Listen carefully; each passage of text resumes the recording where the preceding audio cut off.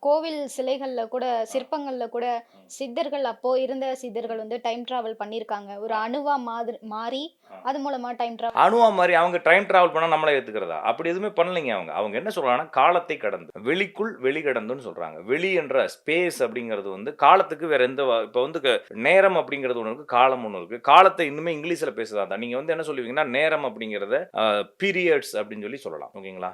அப்ப காலத்தை என்ன வார்த்தையில இங்கிலீஷ்ல சொல்லுவீங்க அப்படின்னா, காலத்துக்கு இங்கிலீஷ்ல வேர்ட்ஸே கிடையாது. அத ஸ்பேஸ் அப்படின்னு தான் சொல்றாங்க. நம்ம தமிழ்லயுமே, சமஸ்கிருதத்திலயுமே வந்து வெளி அப்படின்றது வந்து காலம். இப்ப ஸ்பேஸ் அப்படிங்கிறது காலம். அப்ப வெளிக்குள் வெளி கடந்து அப்படிங்கிறப்ப காலம் கடந்து. காலம் கடந்து அப்படிங்கிற மீன்ஸ் என்னன்னா, காலத்த கடந்து போய் ஃபார்வர்ட் ஆகி போய் காலத்த டிராவல் பண்ணி போய் பிடிக்கிறது இல்லைங்க. அந்த இப்ப உதாரணத்துக்கு எனக்கு எனக்கு ஒரு ஒரு இப்ப ஒரு ஒரு ஸ்வீட் சாப்பிடுறீங்க. எதுக்கு சிற்றின்பம்னு பேர் வச்சாங்க இதுக்கு எல்லாத்துக்கும்? அப்படின்னா, எல்லாமே காலத்திற்கு உட்பட்டது. இந்த ஸ்வீட் சாப்பிடுறோம். எவ்வளவு நேரம் அந்த இன்பம் இருக்கும்?